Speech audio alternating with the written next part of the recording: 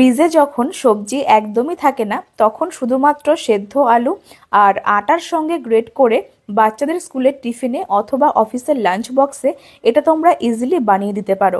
আজকের রেসিপিটা এমনভাবে তোমাদের সঙ্গে বানিয়ে দেখাচ্ছি যেটা খাওয়ার জন্য আর অন্য কোনো সাইড ডিশের প্রয়োজন হবে না, এমনি এমনি খেয়ে নেওয়া যাবে অথবা একটু টক দই দিয়েও সার্ভ করতে পারবে।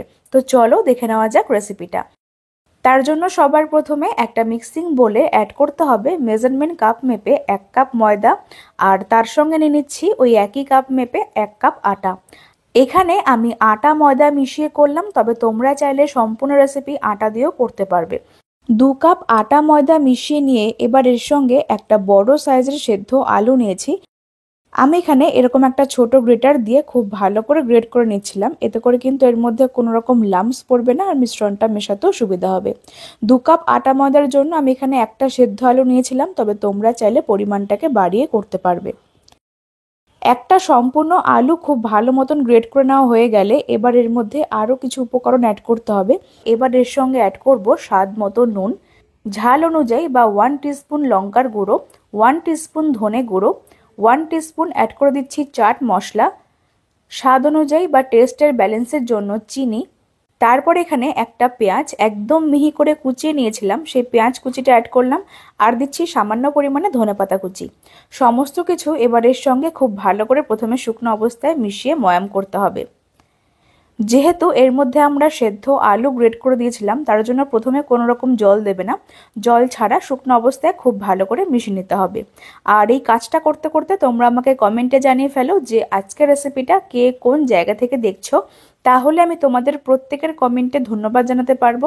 আর আজকের রেসিপিটা যদি ফেসবুক পেজ থেকে দেখছো তাহলে অবশ্যই আমার ফেসবুক পেজটাকে ফলো করে দিও, আর যদি ইউটিউব থেকে দেখছো তাহলে মিতাস ফুড জোন চ্যানেলটিকে সাবস্ক্রাইব করে পাশে বেল আইকনটা প্রেস করতে একদমই ভুলো না।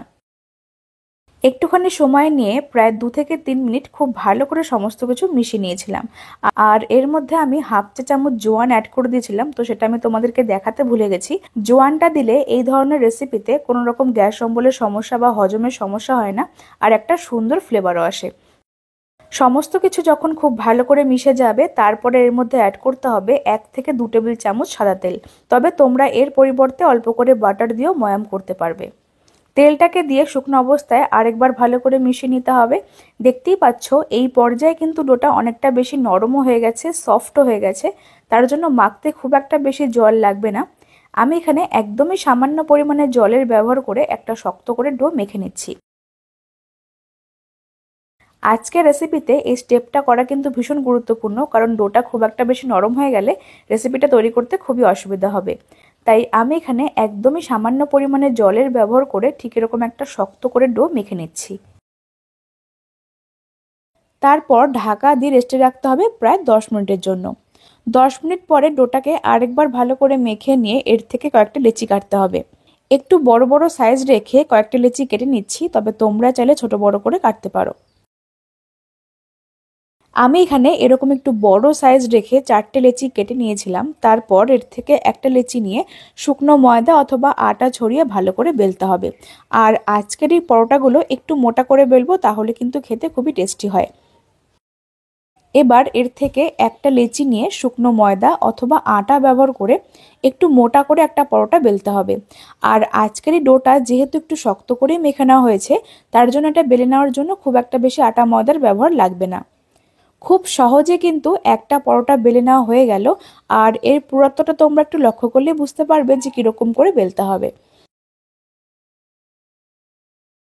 সবগুলো পরোটা একই রকম করে বেলে নিয়ে এবার এগুলোকে ভেজে নেওয়ার জন্য গ্যাসের ওপর একটা ফ্রাই প্যান অথবা চাটু বসিয়ে একটা পরোটা দিয়ে শুকনো অবস্থায় ভালো করে সেঁকে নিতে হবে।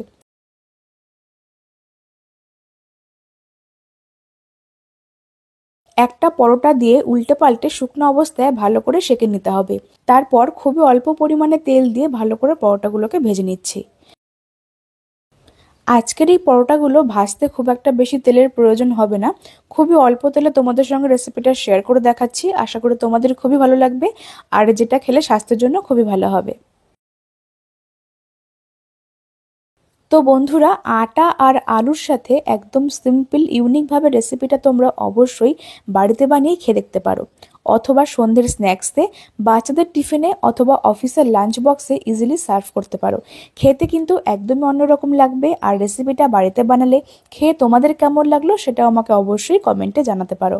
আজকের রেসিপি ভালো লাগলে লাইক, কমেন্ট, শেয়ার করতে একদমই ভুলো না। রেসিপিটা ভালো লাগলে ফেসবুক পেজ থেকে দেখলে পেজটিকে ফলো করে দিও। আর যদি ইউটিউব থেকে দেখছো তাহলে অবশ্যই আমার চ্যানেলটিকে সাবস্ক্রাইব করে পাশে বেল আইকনটা প্রেস করতে একদমই ভুলো না। আজকের মতন এই পর্যন্তই। তোমরা সকলেই খুব ভালো থেকো। ধন্যবাদ।